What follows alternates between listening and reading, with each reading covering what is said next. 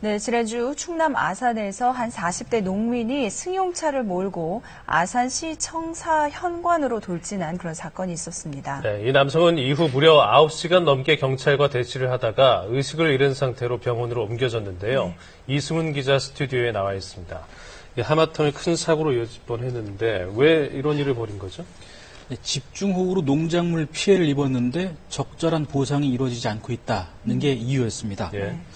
해당 농민은 친환경 고추 시범 지원 대상으로 선정돼 누구보다 성실하게 일을 해왔다고 하는데요. 그런 농민이 왜 이런 극단적인 일을 벌이게 된 건지 사건의 전말을 따라가 봤습니다.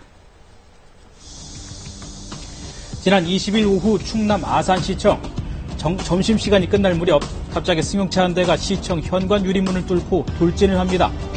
차량은 현관 로비를 통과해 2층으로 올라가는 계단 앞에서야 멈춰섰습니다.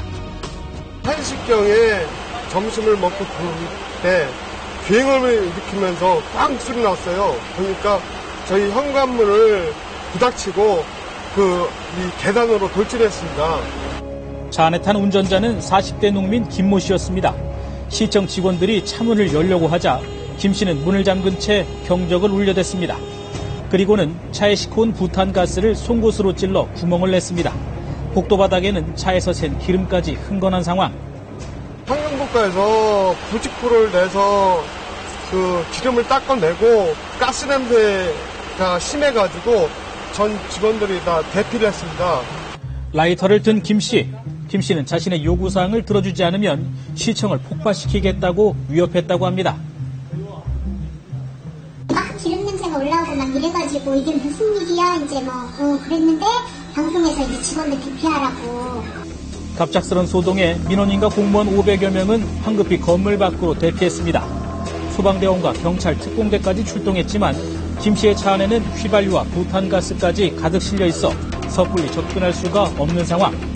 경찰의 연락을 받고 현장에 도착한 김 씨의 아버지가 설득에 나섰지만 요지부동이었습니다. 내가 막 문을 두드리면 그러지 말고 나오고 중계하고 그래서 애비한테 말도 않고 파스는 꽉 누르고 있더라고. 김 씨의 요구사항은 수해 보상이었습니다. 아산에서 고추 농사를 짓고 있는 김 씨 부자는 지난 18일 내린 집중호우 때 8천만 원 정도의 시설물과 농작물 피해를 봤다고 합니다. 시에 보상을 요청했지만 관련 규정에 따라 100만 원이 지급된다는 답변. 생각에 한참 못 미치는 보상이 이 같은 갈등의 시작이었습니다. 너무 무성이에요, 무성이에요. 새 입은 걸 그냥 사거리에 깔아먹이려고 하니 사람이 그냥 목이 열나서 저는 목이 열나가지고. 차 안에서 문을 잠근 채 나오지 않고 있던 김 씨. 대치 시간은 무려 9시간을 넘기고 있었습니다. 경찰은 결국 사건 발생 9시간 반 뒤인 밤 10시 반쯤에야 차량의 유리창을 깨고 김 씨를 제압했는데요. 이때 김 씨는 의식이 혼미한 상태였고 차량 안에서는 가스통 이외에도 농약을 마신 흔적까지 발견됐습니다. 내원 당시에 가스 중독 증세를 보였고 구토를 해서 거기서 농약 냄새가 났기 때문에 이런 극단적인 행동을 하기 전 김 씨는 농작물 보상 문제를 두고 시청과 한동안 갈등을 빚어왔다고 합니다. 대체 무엇이 이런 갈등의 원인이 된 건지 양측의 이야기를 들어봤습니다. 지난달 18일 김 씨가 사는 마을에는 기록적인 폭우가 쏟아졌습니다. 새벽 4시부터 3시간 동안 내린 비가 무려 196mm에 달했다고 합니다. 17, 18, 19 왔을 거예요, 3일. 3시간에 200mm라는 거는 지금까지 그렇게 집중호우로 내린 적이 없었거든요. 이날 비로 김 씨 부자의 1년 농사는 모두 허사로 돌아갔습니다. 일반 고추가 아니고요. 아삭이 고추 같은 거 있잖아. 그거는 물에 한번 딱 침수가 되면 막이 생긴대, 그 안에. 그래서 상품 가치가 전혀 없대요. 김 씨의 고추밭이 이렇게 큰 피해를 입은 이유는 뭘까? 여기서부터 김 씨와 아산시의 입장이 엇갈립니다. 취재팀은 어제 중환자실에서 인발실로 옮긴 김 씨를 어렵게 만나볼 수 있었는데요. 김 씨는 자신의 비닐하우스와 가까운 곳에 시에서 관리하는 하천에 수문이 있는데 이 수문이 제대로 잠기지 않아 하천물이 고추밭으로 밀려 들어왔다고 주장하고 있습니다. 물이 살살 차오르길래 그래서 배수구통을 갈았죠.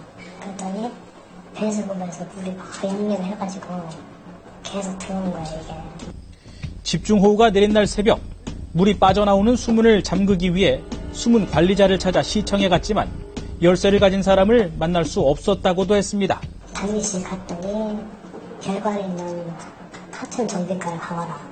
그 하천 정비과에서 큰데 가가지고 얘기했더니 자기네 관할이 아니다. 그러면은 시설 안전과로 가라. 이 때문에 김 씨는 이번 일이 일반 자연재해가 아니라 시청의 관리부실로 빚어진 일이라며 그에 맞는 보상을 받아야 한다고 주장하고 있습니다.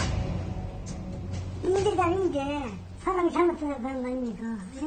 자연재해로다가 이걸 내라고 놈이 주더라고. 자연재해 하잖아. 하지만 시 입장은 좀 다릅니다.